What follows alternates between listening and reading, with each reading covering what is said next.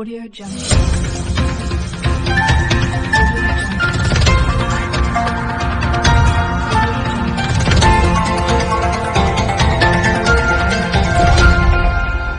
Audio Jungle. देश के revolutionary guard corps ने इसकी पुष्टि की है। आईआरजीसी ने शनिवार को कहा कि उसने ऑपरेशन ट्रू प्रॉमिस के तहत ड्रोन और मिसाइलें लॉन्च की हैं।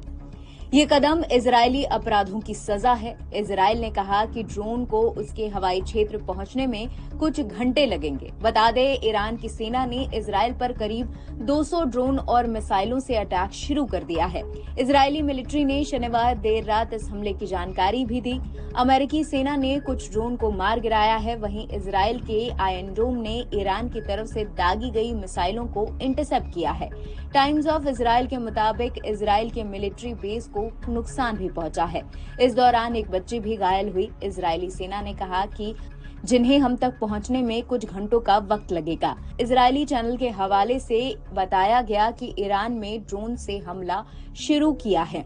इसमें थोड़ा वक्त लगेगा, लेकिन कुछ ड्रोन को सीरिया और जॉर्डन में मार गिराया गया है। दरअसल 1 अप्रैल को इजरायल ने सीरिया में ईरानी एम्बेसी के पास एयर स्ट्राइक की थी, जिसमें ईरान के 2 टॉप आर्मी कमांडर समेत 13 लोग मारे गए थे। इसके बाद ईरान ने बदला लेने के लिए इजरायल पर अटैक करने की धमकी दी थी। न्यूयॉर्क टाइम्स के एक सीनियर अमेरिकी अधिकारी के हवाले से कहा गया कि ईरान पर इजरायल का जवाबी हमला उसके सहयोगी देश की सलाह पर होगा। नेतन्याहू ने वॉर कैबिनेट के साथ मीटिंग खत्म कर ली है। हमले के बाद ईरान में देर रात गैस स्टेशन पर लोगों की भीड़ लग गई। ईरान में तेल मंत्रालय ने आश्वासन दिया कि लोगों के लिए फ्यूल की कोई कमी नहीं होगी, उन्हें टैंक भराने की जरूरत नहीं है। अब यूएन की बात करते हैं। इजरायल पर हमले के बाद ईरान ने यूएन चीफ एंटोनियो गुटेरेस को लेटर लिखा है। ईरान ने कहा कि वो हमले को और आगे नहीं बढ़ाना चाहते हैं। तेहरीन ने कहा कि उसका हमला सेल्फ डिफेंस में किया गया था। ईरान ने अपने हमले को जायज ठहराते हुए यूएन चार्टर के आर्टिकल 51 का हवाला दिया।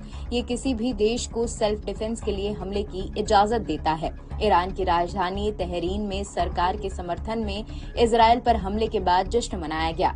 समर्थक देर रात फिलिस्तीन स्क्वायर और तेहरीन यूनिवर्सिटी के सामने इकट्ठा हुए। इस दौरान लोगों ने आतिशबाजी के साथ नारे लगाए। उन्होंने ईरान के revolutionary guard corps chief commander की तारीफ भी की। मीडिया रिपोर्ट्स में बताया गया कि ईरान ने यरूशलेम के एक मंदिर पर हमला किया है।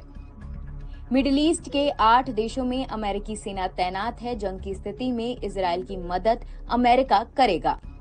नेतन्याहू से फोन में बात करते हुए अमेरिकी राष्ट्रपति बाइडेन ने कहा कि इजरायल फिलहाल कोई जवाबी हमला न करे।